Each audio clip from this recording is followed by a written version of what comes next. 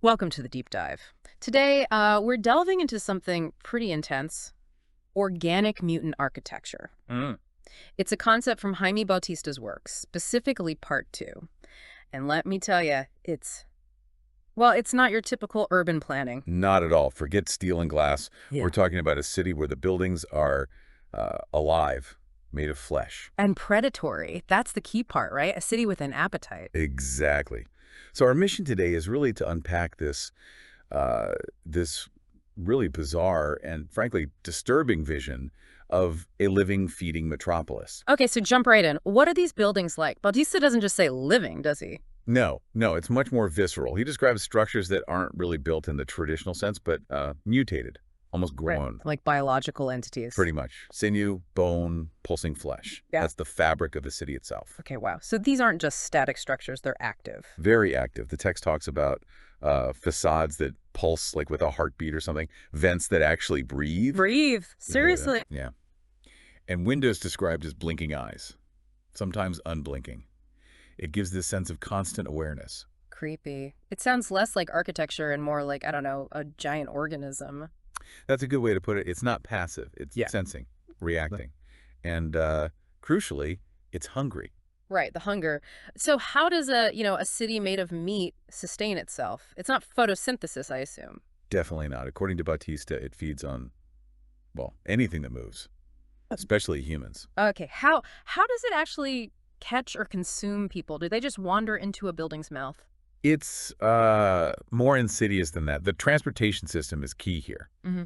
and it's truly grotesque. Oh, how so? The commuter trains, as people think of them, are described as these huge biomechanical serpents. Serpent trains? Like living creatures? Essentially, yes. Yeah. And the horrifying part is that they're not just transport. They're basically mobile digestive tracts. Wait, what? Digestive tracts? Yeah, so people get on these things thinking they're heading off to work, the daily commute. But they're not commuting. They're being ingested. It's a one-way trip directly into the belly of these living buildings. They're digested without ever realizing it. That's horrifying. The deception is incredible. They just think it's Monday morning. Exactly. It's a city built on this fundamental reversed reality. The ordinary act of going to work becomes, well, unwitting self-sacrifice. Bautista really paints a picture there, doesn't he? You mentioned inhaling hope, exhaling ruin. That kind of imagery, it captures the sheer perversion of normalcy. The atmosphere described is just thick with dread. Yeah, you can almost feel it. What else does he say about the feel of the place? Things like shadows, seeming like claws reaching out, screams that just dissolve into the city's background hum. Like the city just absorbs the horror. Right, and deep inside there's this sense of a constant beating heart driving this ritual consumption. It's not just a dangerous place. It feels actively malicious. So it's not really a city in any way we understand it. Not functionally, no. It's a trap.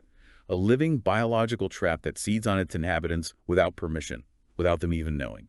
It fundamentally flips the script on what a city is. Usually it serves the people, right?